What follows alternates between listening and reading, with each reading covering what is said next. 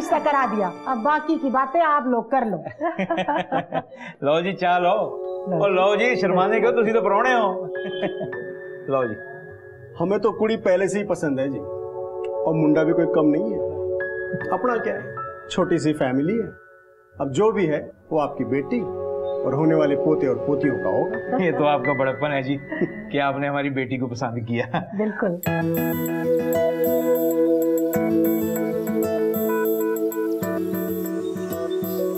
मैं कह रहा था जी, आपके चेहरे पे जो जुल्फें आती है ना, उससे आप और भी सोने लगते हो। आप तो शर्मा गए। सिर्फ हुसैनी, तुझे भी शर्म आनी चाहिए काके। यार वीरे, गलत टाइम ही एंट्री मारते हो आप। अरे यार, वहाँ नीचे तुम्हारी शादी की तारीख को लेके माथापाची हो रही है, तुम लोग किसी और ही दुनिया में हो। तो क्या करें, और डॉली बुआ के साथ जाके डेट शेट की बातें करें अब। और यार डेट छोड़, तू नीचे आके बस कंफर्मेशन दे दे। यार अब भी कंफर्मेशन देनी है, और कुछ बोलना रह गया। अच्छा ठीक है चलो, पर अभी भी एक मसला बाकी है। उनकी हो गया यार, की हो गया, पीछे हो यार। मुझे एक बात बताओ, मैं तुम्हें किस नाम से बुलाऊं? परजाई, हरप्रीत या हरप्रीते? अब हरप्रीते में तो इसका कॉपीराइट जो हो गया है। ओले, ओ शर्मा गई। मेरी शादी होने वाली थी इससे, पर नहीं हुई। पर कोई नहीं, परजाई तो अपने घर आ रही है ना। यार तू ना अपना भाई है पक्के वाला। आओ यार चलो चलिए।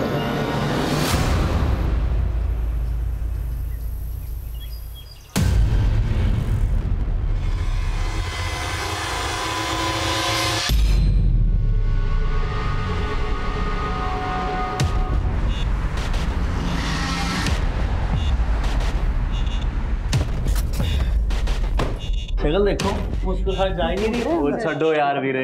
ओए पुत्र, मेरी एक गल ध्यान से सुन। तुझे जितना मुस्कुराना है मुस्कुरा, शादी के बाद मुस्कुराना भूल जाएगा मेरी तरह। पर मैं तो कह रही हूं, एक बारी होर सोच लो। इसी लड़की के बाप ने इस रिश्ते को मना किया था साढ़े बलजीत के वास्ते। अरे पुरानी गल्ला छड़ दे कीर्ति, कुड़ी वे कितनी सोहनी है। हाँ, सरबजीत नू भी पसंद है। फिर अगर मैं ब्याह करा रही हूँ तो कुछ सोच समझ के करा रही होंगी ना। मेरे ते भरोसा नहीं है तुम लोग को। सही। ठीक है, जो तुम लोग की मर्जी करो, मेरी सुनता कौन है। करो जो मर्जी। ठीक है, तो अपनी मर्जी से लस्सी भिजवा देना, और उसके साथ लड्डू भी। भाई मुंह मीठा कर ले।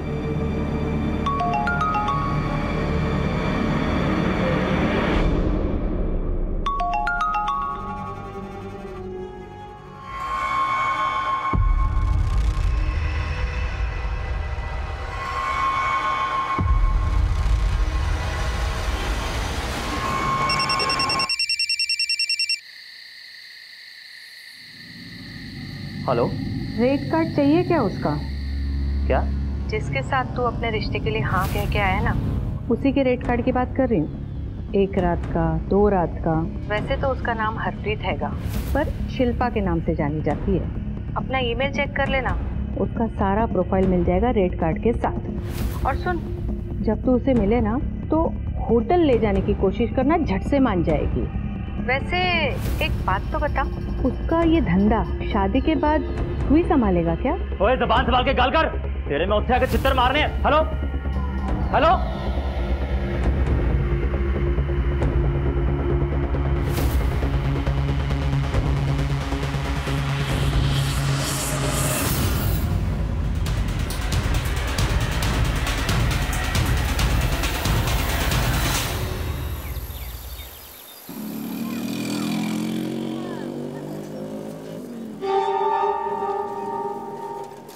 जी आपने गाड़ी क्यों रोक ली? आपसे ना एक बात पूछनी थी। जी? तो क्या है जी, इधर ही मेरे दोस्त का होटल है, तो आप चलोगी? तो क्या है ना, इसी बहाने जान पहचान भी बढ़ा लेंगे। सर मैं नहीं आ रही किसी होटल। ओहो, वो मेरे दोस्त है, वो किसी को पता भी नहीं चलेगा, और जान पहचान भी बढ़ानी जरूरी है ना जी। ये शादी के पहले ना ये सब गलत है। ओफो, वो किसी को पता नहीं चलेगा, और एक बार में कोई फर्क भी नहीं पड़ना है।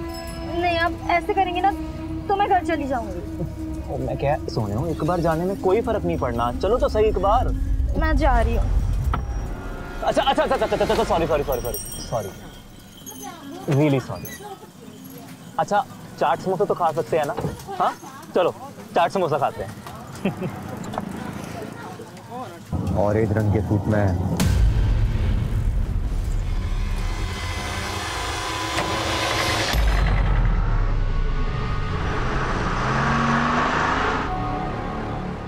एक बात बोलूं जी? जी बोलो। कोई है जो तुम्हें फजूल में बदनाम करना चाहता है? क्या मतलब? मतलब कल रात ही ना किसी का फोन आया था, जिसके साथ तू अपने रिश्ते के लिए हाँ कह के आया ना, उसी के रेट कार्ड की बात कर रही हूँ। वैसे तो उसका नाम हरप्रीत हैगा, पर शिल्पा के नाम से जानी जाती है। और आपके बारे गंदी गंदी बातें बोल रहा था। कौन था वो? ओ जी, होगा कोई दिल जला।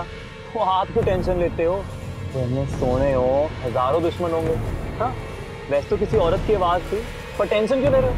मैं हूं ना आपके साथ। फिर भी कौन हो सकती है वो औरत? ओहो जी, वो इन्ना ना सोचो।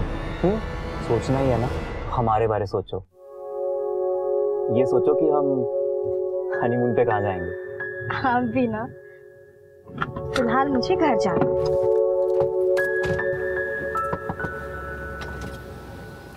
हाँ जी। और हनीमून पे कहाँ जाना है आपको जल्दी बता दो।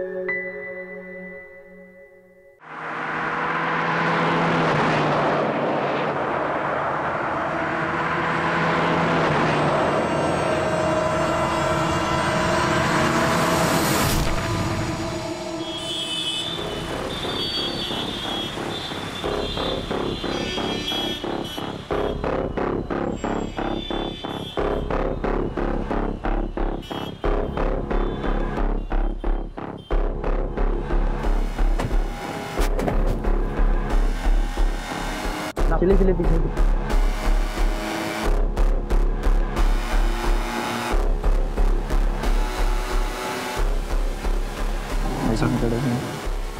राधिका शर्मा।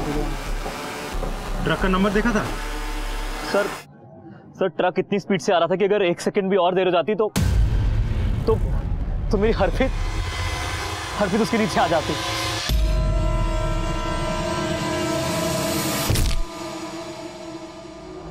आप लोग इस लड़की को जानते हैं? नहीं सर, हमने इसे कभी नहीं देखा है।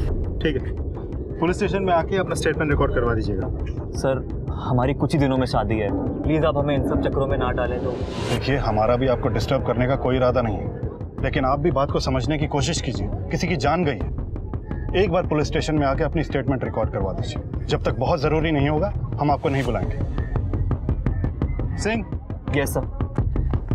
बॉडी को पोस्टमार्टम के लिए भेजो और घर वालों को इन्फॉर्म करो। सर।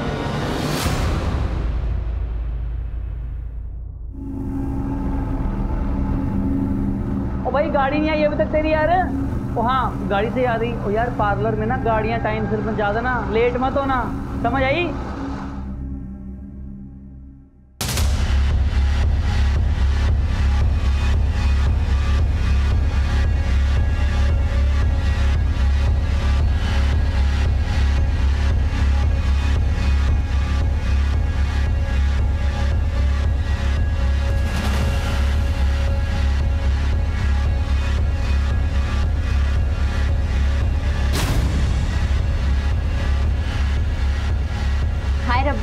देखो तो कितनी सोहनी लग रही है, किसी की नजर न लगे। ओए होए, मेहंदी का रंग देख कितना गहरा चढ़ा है। लोग कहते हैं कि मेहंदी का रंग जितना गहरा होगा ना, पति उतना ज्यादा प्यार करता है। हाँ, प्यार तो वो बहुत करते हैं। कौन हो तुम और अंदर कैसे आए? जी आप कौन?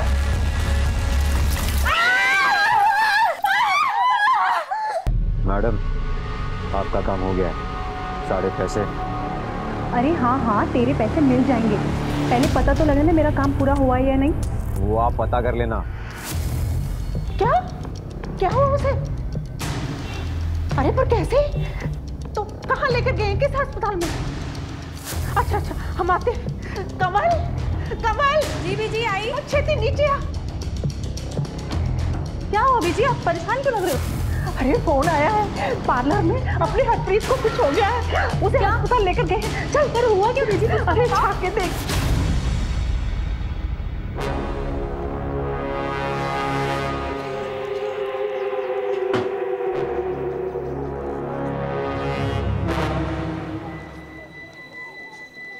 सर, फैमिली को केके हॉस्पिटल बुलवा लिया गया है।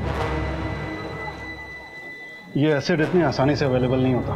केमिकल लैब्स और बड़ी बड़ी इंडस्ट्रीज में मिलता है। इसके सैंपल्स लो और लैब में भेजो। सर, जिस लड़की पे एसिड फेंका गया था उसकी हालत बहुत नाजुक है। ये वही लड़की है जो कुछ दिन पहले ट्रक एक्सीडेंट होते होते बची थी। उस वक्त पार्लर में मौजूद कुछ और लोगों पे भी एसिड गिरे थे, पर वो सब खतरे से बाहर। सबके घर वालों को इन्फॉर्म कर दिया सर। सारी जगह की तलाशी लो, एक एक चीज टटोलो, शायद हमारे हाथ कुछ लग जाए। सब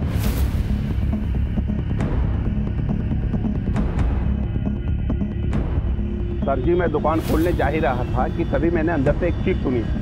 मैंने लगा कोई टोक वोक लगा होगा, तभी मैंने देखा एक लड़का भागता हुआ दिखाई दिया। जब तक मैं बाहर आया वो वैन में बैठ के भाग गए थे। आपने वैन का नंबर देखा? नहीं सर, वो कि मैं नंबर नहीं देख पाया। और किसी ने कुछ देखा? नहीं सर, सब कुछ इतना अचानक से हुआ, किसी ने ध्यान नहीं दिया। और इससे पहले कि आसपास के लोग देखते और रिएक्ट करते वो भाग चुका था। इस पार्लर में सीसीटीवी है? सर, इस पार्लर में तो सीसीटीवी कैमरा नहीं है, लेकिन आसपास के दुकान के फुटेजेस हम चेक कर रहे हैं, इन केस कुछ मिल जाए। सर, अंदर ये लेटर मिला है। जब हमारी शादी हो चुकी थी तो तू किसी और नाल शादी कैसे कर सकती है? जे तू मेरी नहीं हो सकती तो मैं तेनू किसी और की भी होने नहीं दूंगा। मैं तेनू मार के अपनी भी जान ले लूंगा। विशाल गर्ग।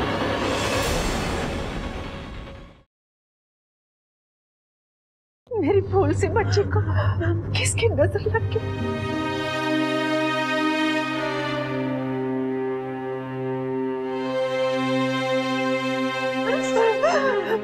डॉक्टर साहब, डॉक्टर साहब, मेरे बच्चे को बचा लीजिए। उसे कितना दर्द हो रहा होगा। आज तो उसकी शादी है, वो बच्चा है कि ना डॉक्टर साहब? बहन जी, हम पूरी कोशिश कर रहे हैं, भगवान पर भरोसा रखें।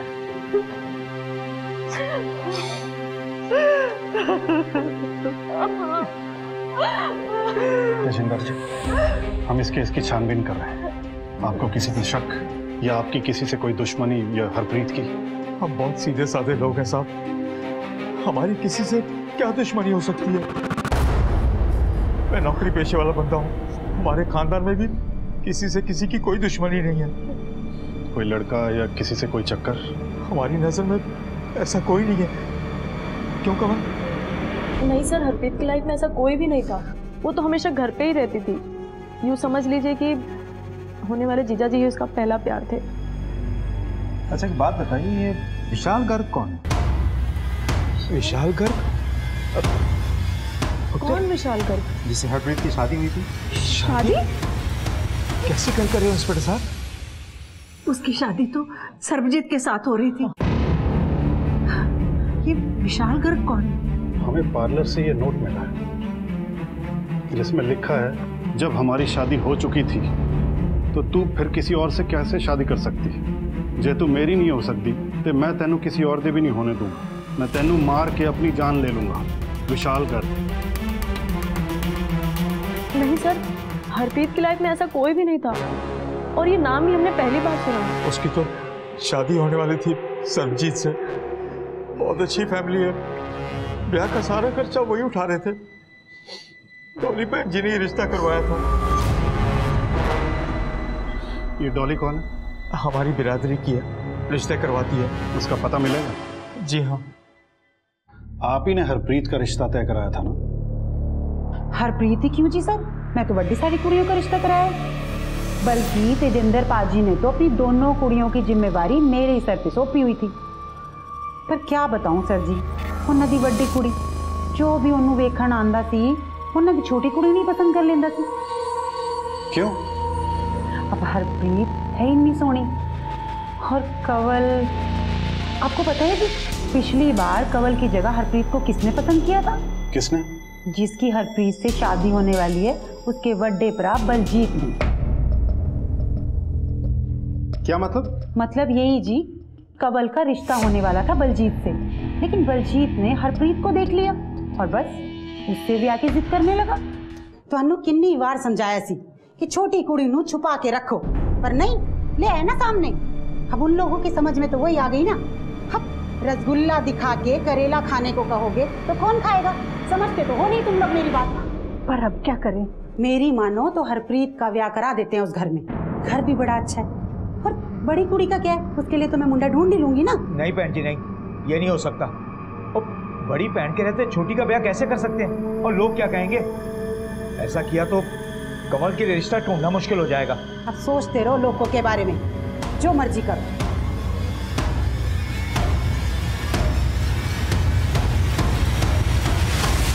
तो फिर सरबजीत की शादी का रिश्ता हरप्रीत के लिए कैसे आ गया? वो तो जी मेरे को उसके प्यो का फोन आया था, बोला कि मेरे मुंडे के लिए कोई कुड़ी ढूंढ लो, तो बस मुझे हरप्रीत की याद आ गई। तो बलजीत सरबजीत का बड़ा भाई, उसको या उसके परिवार को कोई ऑब्जेक्शन नहीं था? ना जी ना, भला ऑब्जेक्शन क्यों होगा जी? अब कवल की शादी हो चुकी थी कहीं और बलजीत का भी ब्याह हो गया था किधर और, तो क्यों ऑब्जेक्शन होता जी? सबकी रजामंदी से ही रिश्ता हुआ था, और बलजीत खुद शादी की तैयारियां कर रहा था। बलजीत अगर शादीशुदा है तो उसकी बीवी कहाँ है?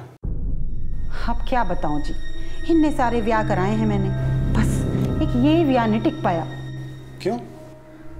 कुड़ी थोड़ी नकचड़ी थी जी, निभ नहीं पाई दोनों की। ठीक है, आप जा सकती हैं। अगर दोबारा पूछताछ करनी होगी तो आपको बुलाएंगे जी। आसपास के इलाके में पता करो कि विशाल घर की सुसाइड की कोई खबर आई है। इनफैक्ट सारे सुसाइड डाटा इकट्ठे करो। नोट में लिखा है कि मैं अपनी जान दे दूंगा। अगर ये बात सच है तो कहीं तो मिसिंग पर्सन रिपोर्ट या सुसाइड की खबर आई होगी। सर अगर मान भी लें कि कोई दिलजला आशिक नहीं है या किसी के साथ इसकी कोई दुश्मनी भी नहीं है, सर ऐसा भी तो हो सकता है कि ये काम किसी नज़दीकी आदमी ने किया हो। I mean, ऐसा हो सकता है कि हरप्रीत की खुशी उसे देखी नहीं गई हो और उसने ये कांड कर दिया। ये भी हो सकता है कि हमें गुमराह करने के लिए लेटर पे फर्जी नाम डाला गया। आसपास के लोगों से फैमिली के बारे में पता है सब।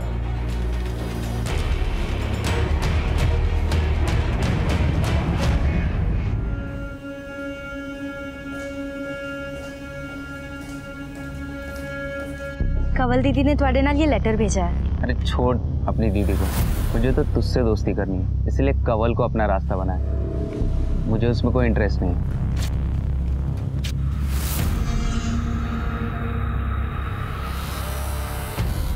दीदी सुनो, छोड़ मुझे। दीदी मेरी गल तो सुन लो। दीदी मैं ऐसा आपके साथ क्यों करूंगी?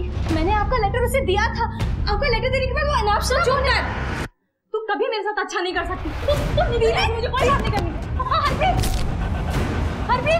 हरप्रीत दीदी जल्दी आइए। हरप्रीत क्यों हुआ? दीदी जल्दी आइए। क्यों हुआ? हरप्रीत। सत श्री अकाल भाजी। जी बलजीत की माताजी ने पैसे दिए। बाकी घर वाले कहाँ हैं? सरबजीत नहीं आया? जी वो बाहर गए हैं, आप रख लीजिए। यानी उनमें से कोई भी नहीं आया? किसी ने ये जानने की कोशिश नहीं की कि हरप्रीत जिंदा भी है या मर गई, या मरने वाली है? और ये क्या, पैसे भिजवा दे भीख में? ले जाओ, नहीं चाहिए उनकी भीख, दफा हो जाओ यहाँ से।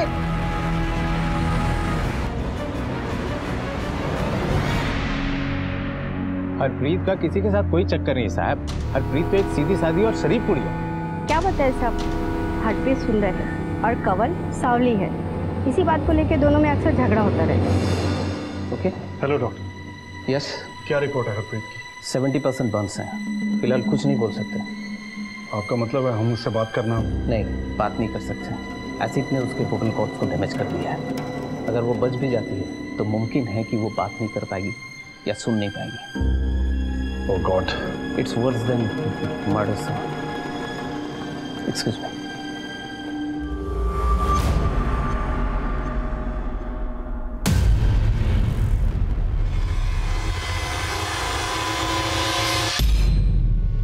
हम ये जानना चाहते हैं कि हाल फिलहाल में कोई हरप्रीत के लिए रिश्ता आया था?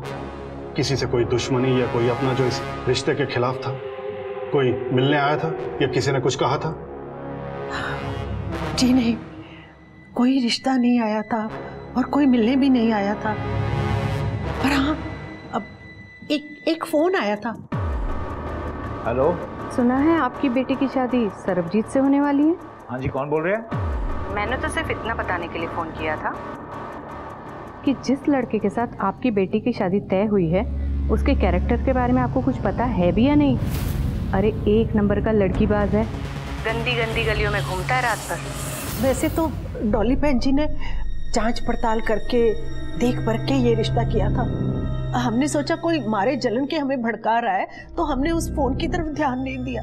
कौन हो सकता है? हम क्या जाने साहब, पता नहीं किसकी नजर लग गई।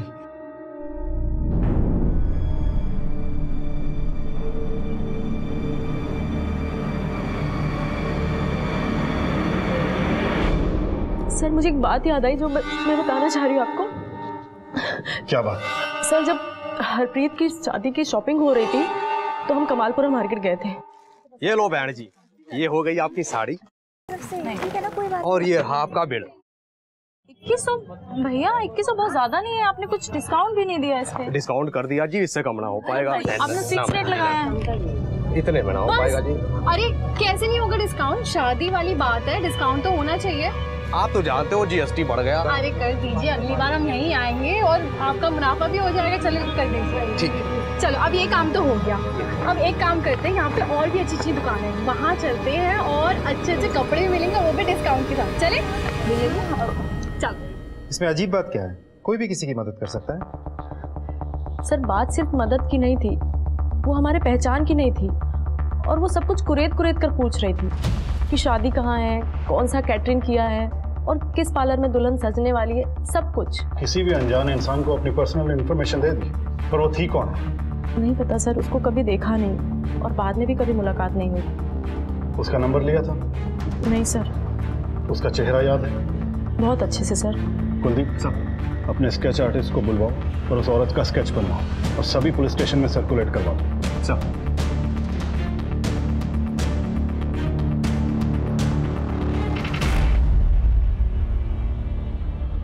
उस औरत ने इन लड़कियों से सारी अहम इंफॉर्मेशन निकाल ली। वो हमारे पहचान की नहीं थी और वो सब कुछ कुरेद कुरेद कर पूछ रही थी। हमें किसी भी सिरे को नहीं छोड़ना है। देखो अगर उस दुकानदार से कुछ पता चलता है तो एक लड़की को शादी के दिन टारगेट किया जाता है। अर्पिता जी, आप कौन? मतलब बिल्कुल साफ है कि कोई तो है जिसे ये रिश्ता कबूल नहीं है। लेकिन सर देखा जाए तो कोई आशिकी का एंगल भी तो सामने नहीं आया। हो सकता है किसी ने आशिकी के एंगल में अपने काम को अंजाम दिया। हमें हर इंसान को टटोलना होगा, हर पहलू को परखना होगा। हरप्रीत की शादी जिस घर में होने जा रही थी उन्हें भी टटोलना होगा। साहब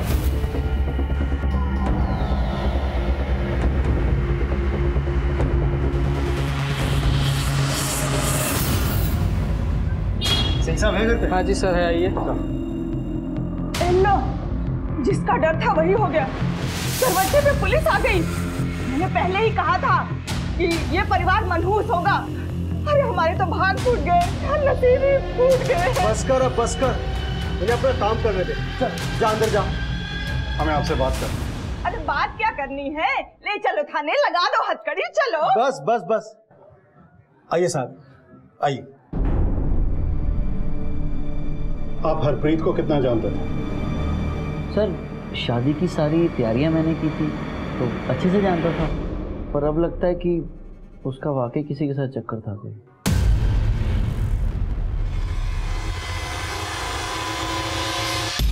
क्या मतलब?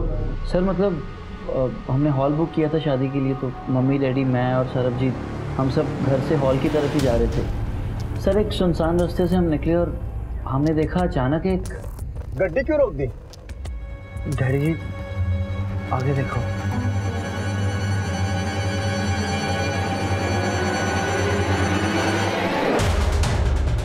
वो चल यार, जा यार गड्डी।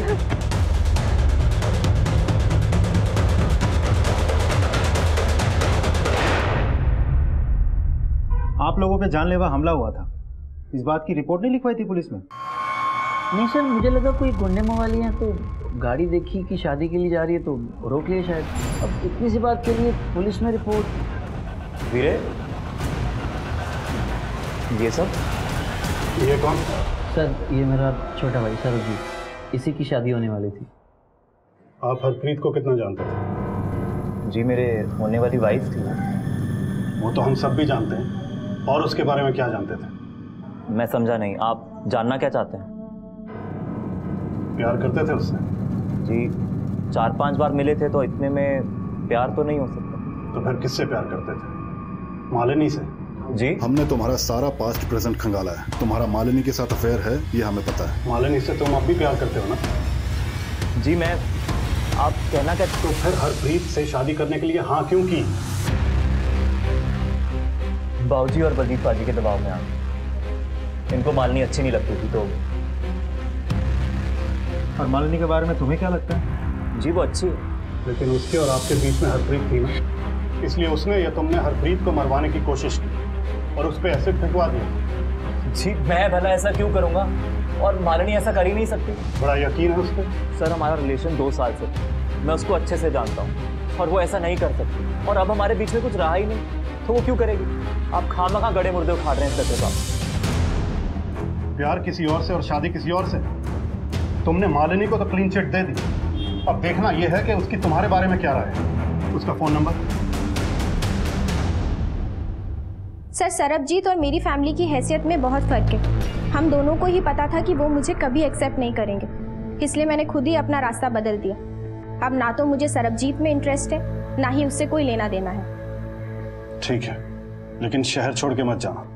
अगर दोबारा पूछताछ के लिए बुलाएंगे तो आना होगा। Okay sir. जा सकते हैं। देखिए पानी सर से ऊपर चढ़ गया है, मुझे मेरे पैसे चाहिए। धमकी ना दे, समझा? अरे पैसे मिल जाएंगे, तू थोड़ा सब्र कर। लेकिन जल्दी।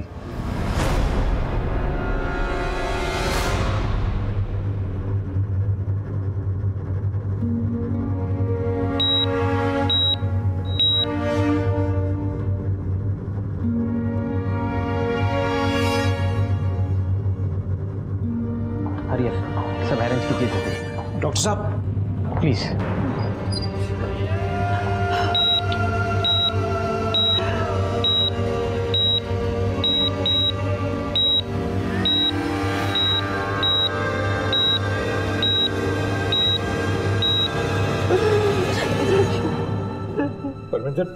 बाबूजी हौसला रखूंगी।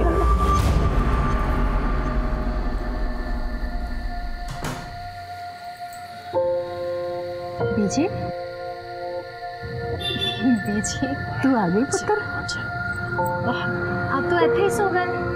हाँ वो तेरा इंतजार करते करते आंख लग गई। अब इकल्ले सोने की आदत डाल दो बीजी, जा रही है आपकी लाडली। ऐसे मत बोल, फिर मैं कैसे जीऊंगी तेरे बिना?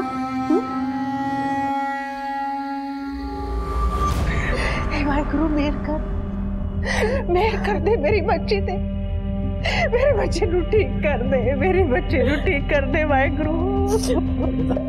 स्केच को मार्केट में दिखाया, स्केच को दिखा के कई दुकानदारों से पूछताछ की, लेकिन सबने मना कर दिया। सबका कहना है कि दिन भर में इतने ग्राहक आते हैं, चेहरा किसको याद रहे? वहाँ कोई सीसीटीवी फुटेज है? नहीं सर, कोई कैमरा नहीं, कोई फुटेज नहीं। ये केस बहुत उलझता जा रहा है कुलदीप, हमारे हाथ में अब तक एक भी सिरा नहीं लगा है। हरप्रीत के साथ होने वाला एक घिनौना वाकया उसके मायके से जुड़ा है या ससुराल से, कुछ समझ में नहीं आ रहा। सर ये तो दोनों घरों को जोड़ने वाली डॉली बुआई बता सकती है। बुलाओ उसे थाने। चल साहब जी तुसी मैनू बार-बार इत्थे बुला लेंदे हो, मैं आज तक कोई भी रिश्ता गलत नहीं करवाया है। अब मैं तो पहले बलजीत और कंवल का ही रिश्ता करा रही थी, पर मैं की कर दी, वो हरप्रीत पीछे आ गई और सारा काम गड़बड़ हो गया।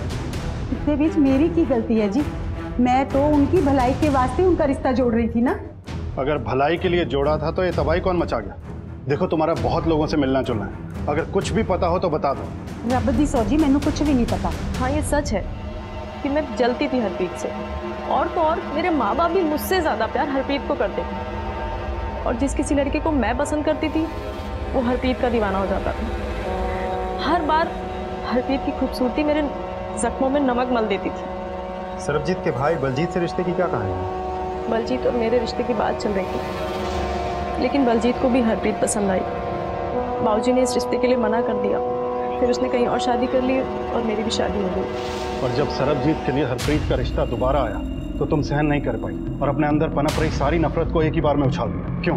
नहीं सर, मैंने ऐसा कुछ भी नहीं किया। मैं उस वक्त बहुत गुस्से में थी।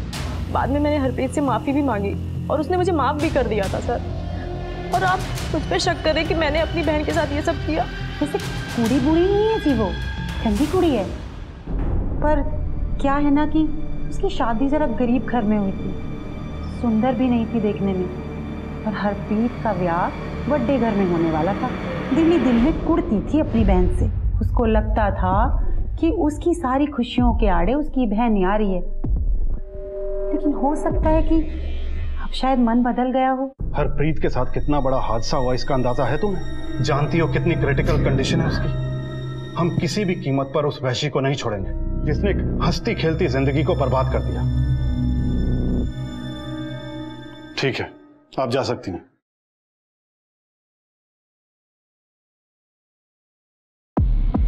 सर किसी का मोटिव ही समझ में नहीं आ रहा। लेकिन कुलदीप, मोटिव तो सरबजीत के पास भी और बलजीत के पास भी, लेकिन ये किया किसने है?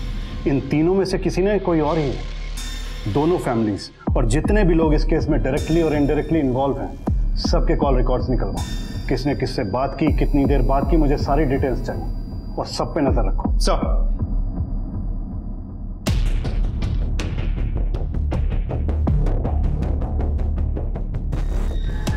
तुम्हारे पैसे अब तुम्हें मिल चुके हैं ना, तो यहाँ से इतनी दूर चले जाओ कि तुम्हारी परछाई पुलिस को भी ना दिखाई दे। ठीक है सर। अभी अभी बरनाला से एक सिल्वर वैन चोरी होने की खबर आई है। बरनाला से? सर ठीक है, वहां की पुलिस से कोऑर्डिनेट करो और देखो क्या इन्फॉर्मेशन मिलती है, और उन हिस्ट्री शीटर्स के बारे में भी पता करो। जी सर। सर, बलजीत और कंवल की कॉल रिकॉर्ड्स। अच्छा, तो आग पूरी तरह से बुझी नहीं। मतलब ये कुलदीप, ये बलजीत और कमल अभी भी आपस में बात करते हैं। शादी वाले दिन 4 बार बात हुई है इनकी आपस में। ठीक हो जाएगा बेटी। कहते हैं कि मंदिर, मस्जिद, गिरजाघर, गुरुद्वारों में इतनी तड़प कर दुआएं नहीं मांगी जाती जितनी अस्पतालों में मांगी जाती है। फिर हमारी दुआएं रब क्यों नहीं सुन रहा? शांत हो जाओ बेटी, वाहेगुरु हमारी जरूर सुनेंगे, हरप्रीत एकदम ठीक हो जाएगी। पीछे डॉक्टर साहब, डॉक्टर साहब, हरप्रीत कैसी है? I am extremely sorry.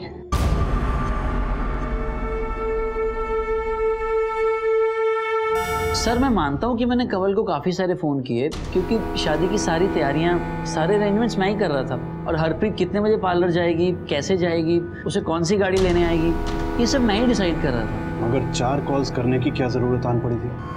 Sir, because पहले कंवल पार्लर जाने के लिए तैयार थी, फिर उसने बोला कि वो नहीं जाएगी।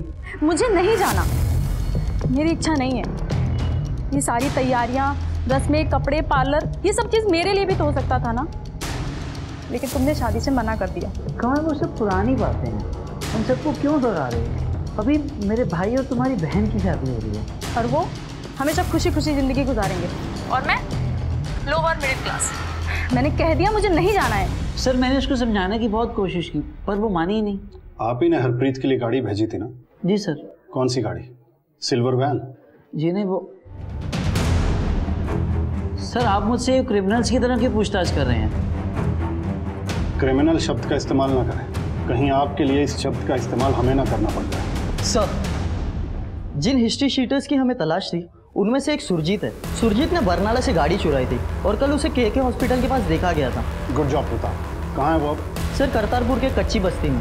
कुलदीप, दोनों को उठाओ। सब।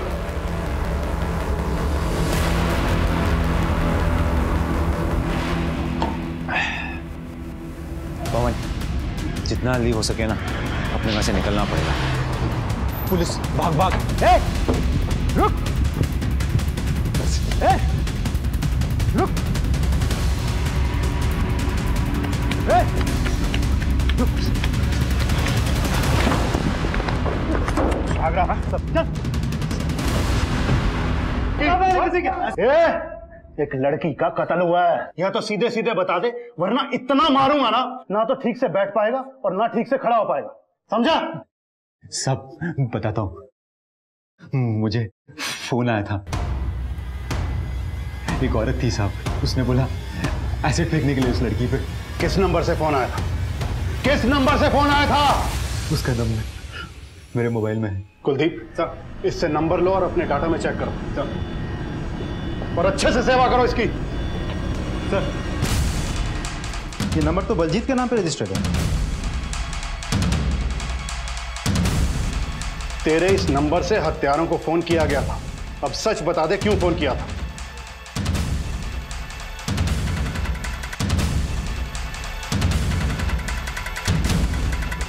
सर, नंबर तो मेरे नाम पे रजिस्टर्ड है, पर यूज किसी और ने किया। किसने?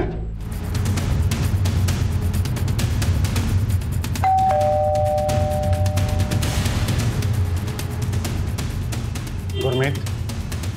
जी बोलिए। कौन है पुत्र? बेबे पुलिस। नवजोत चड्ढा, हरप्रीत पर एसिड फेंकने की साजिश और उसकी मौत के जुर्म में आप दोनों को गिरफ्तार किया जाता है।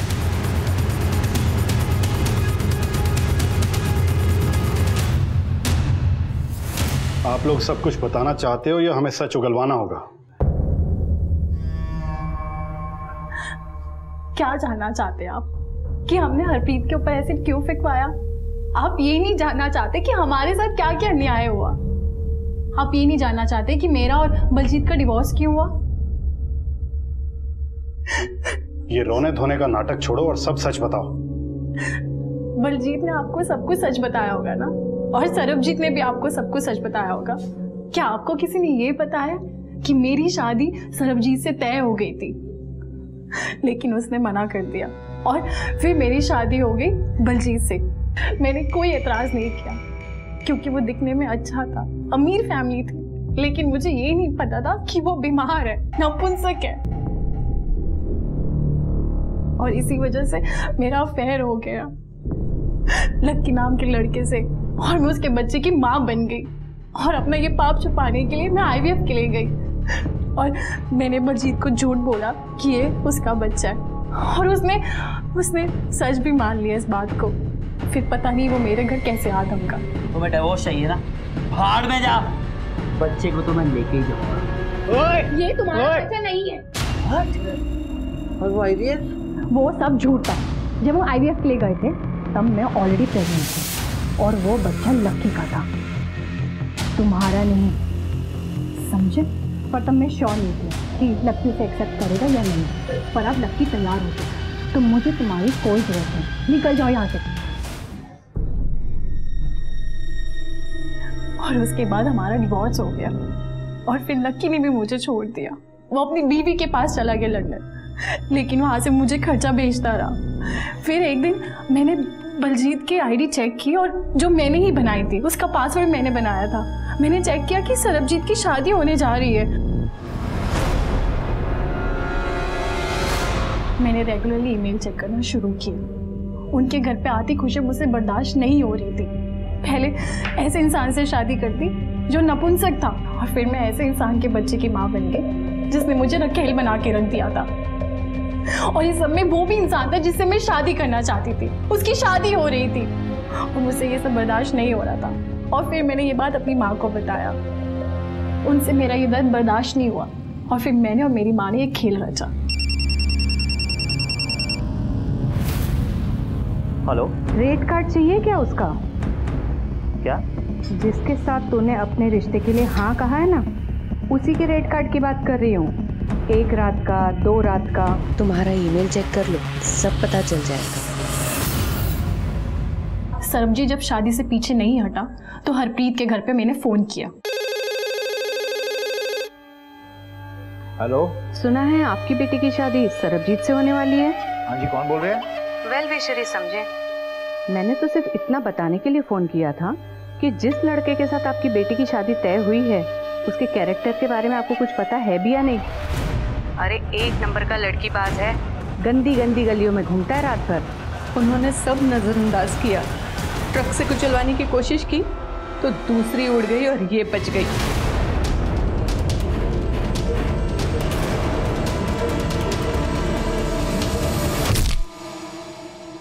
फिर मैंने गुंडे भेजे ताकि मार मार के लड़के वालों की टांगे तोड़ दें और ये दिखाएंगे कि लड़की के किसी आशिक ने ये काम किया है।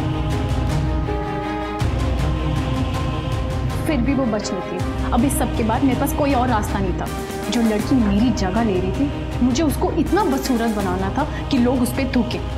और फिर मैंने हरप्रीत से मुलाकात की और सब पता कर लिया और फिर हमारा काम हो गया।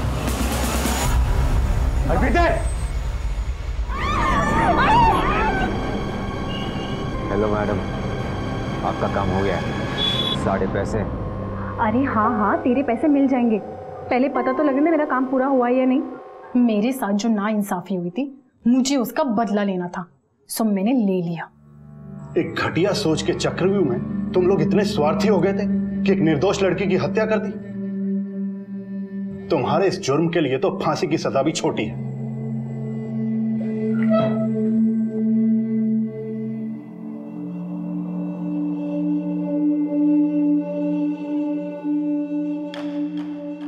हर जुर्म आफत आने से पहले दस्तक जरूर देता है। हमें बस अपने आसपास की घटनाओं पर पूरा ध्यान रखना चाहिए। लापरवाही और गफलत इतनी भी नहीं रखनी चाहिए कि आसपास के इशारे ही समझ में ना आए। पहले सरबजीत को हरप्रीत के बारे में गलत इन्फॉर्मेशन दी गई, फिर हरप्रीत के परिवार वालों को सरबजीत के खिलाफ भड़काया गया, फिर सरबजीत के परिवार पर हमला करवाया गया। हरप्रीत को लॉरी से कुचलने की साजिश की गई और दोनों ही परिवार गफलत में डूबे रहे। अपने ईमेल अकाउंट के एक्सेस को सरबजीत और बलजीत ने इग्नोर ना किया होता, कमल और हरप्रीत ने अनजान गुरमीत को अपनी सारी इंफॉर्मेशन ना दी होती, रिश्ता तोड़वाने वाले फोन कॉल्स को इग्नोर ना किया होता, पुलिस की मदद ली होती, तो ये जुर्म टल सकता था। आप सबसे गुजारिश है कि अगर कोई भी अजीब बात हो तो उसे इग्नोर ना करें, उसकी तह तक पहुंचने की कोशिश करें ताकि आने वाली आफत से बच सकें या वक्त रहते संभल सकें, क्योंकि दस्तक पर संभल जाने से बड़ा नुकसान टल सकता है। देखते रहिए क्राइम पेट्रोल दस्तक। मकसद बताना नहीं, बचाना है। जय हिंद।